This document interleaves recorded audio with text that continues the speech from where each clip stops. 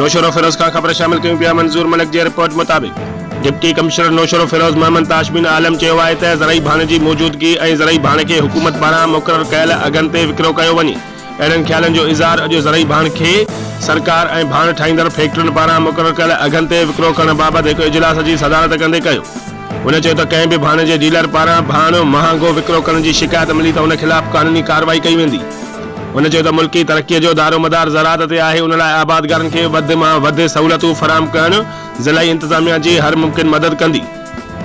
Deputy commissioner चयो त ज़राअत खाते जा ऑफिसर भाण ठाहींदड़ फैक्ट्रियुनि मां ज़िले जे डीलरनि खे फराहम कयल भाण जो रिकॉर्ड हासिल कनि ऐं डीलरनि वटि मौजूदु भाण जो रिकॉर्ड हासिल कयो वञे ऐं बाद में भाण जे विकिरे बाबति रिकॉर्ड वरितो वेंदो ऐं कानून जी ख़िलाफ़ वर्ज़ी कंदड़ भाण डीलरनि जे ख़िलाफ़ कानूनी क़दम खंया वेंदा।